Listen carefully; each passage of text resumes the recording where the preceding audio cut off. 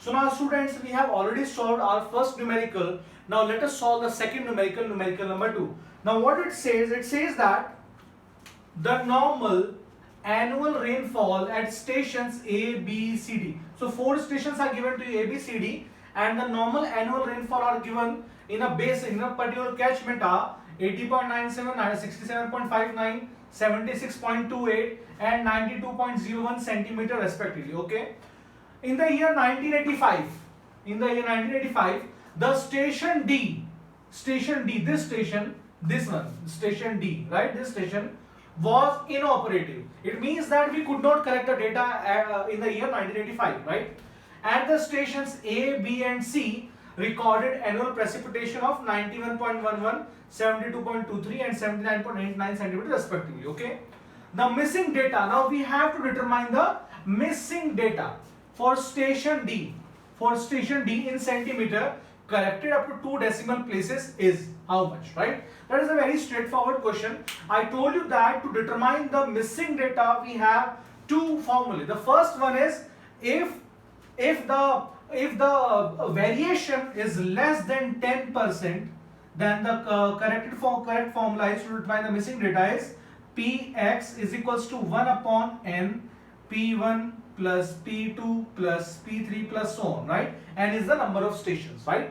Now, if the second case is if the variation is greater than 10%, right? Then the formula is actually P is equals to Px upon M, right? It can be M also, M P1 upon N1 plus P2 upon N2 plus P3 upon N3 and so on, right? Now let me tell you how to you can implement the formula. Now we have understood the formula. So first of all we have to determine the variation, whether it is less than 10% or more than 10%. Now to determine the variation, what you have to do is that you have to look from the data, the actual data that you have, what is the maximum value. So what is the maximum value in the data? It is 92.01. So to determine variation, the maximum is 92.01.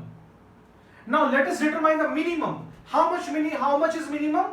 Minimum is 67.59. 67.59. And we have to see that this difference is varying how much by the station D.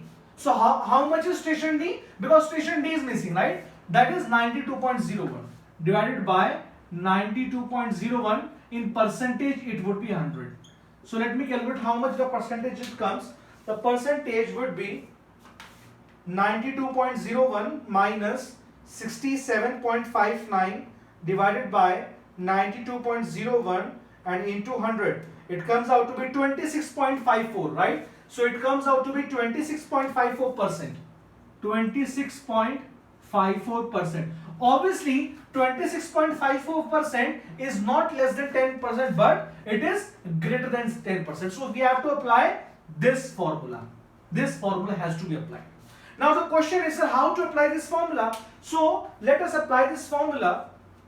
Let me rub this because this is not required because it is greater than 10%, right? So let me rub this.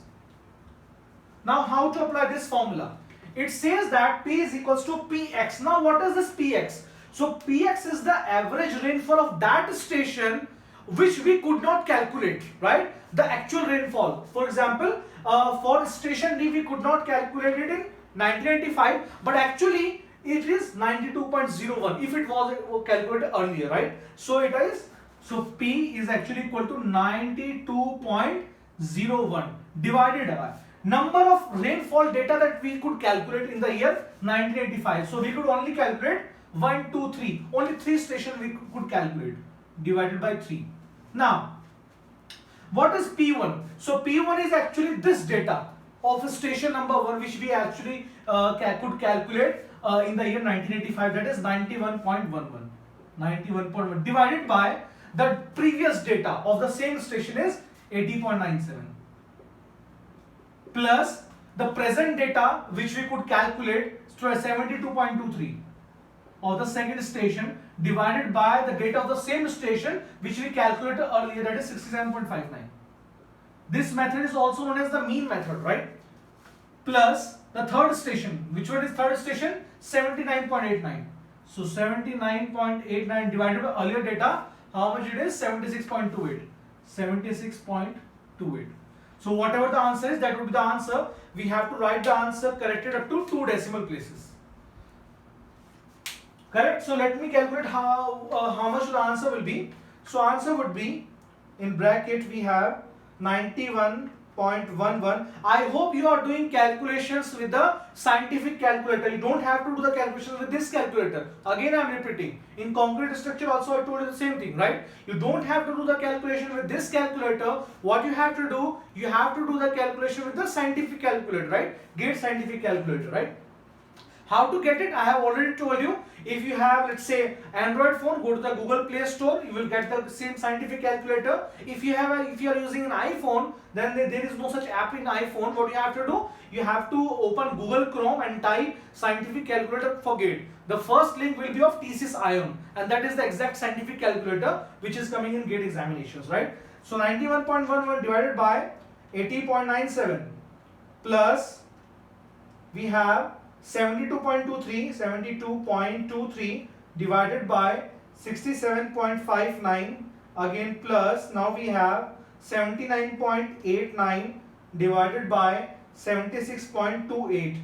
So how much it is? So it comes out to be 3.241 into 92.01 and divided by 3. Now the correct answer is 99.40. I hope everybody is getting the same answer. The answer is 99.40 centimeters. So the correct answer would be 99.40 corrected up to 2 decimal places in centimeter.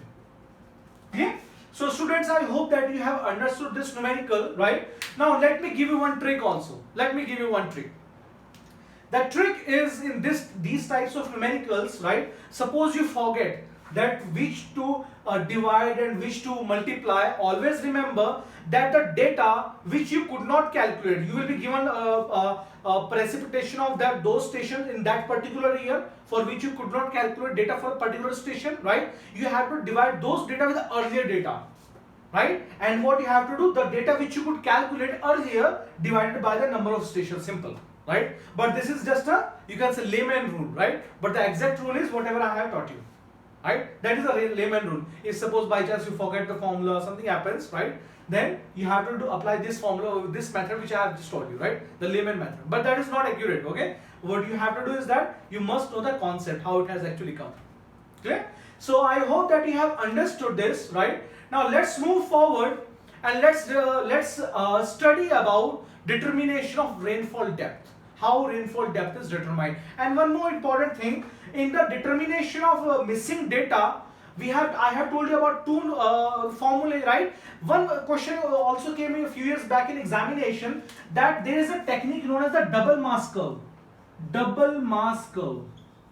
Double mass curve. So this technique is also used for the determination of missing data, missing rainfall data, right? But we are not studying this. But this question came in some examination, that which of the following is used in the determination. The question was double mass curve is used in determination of. So 4 options were given. One was rainfall depth, second was rainfall intensity, third option was missing rainfall data. So the correct answer is missing rainfall data. Double mass curve is also used at that point of time, right? We don't have to go in detail in that.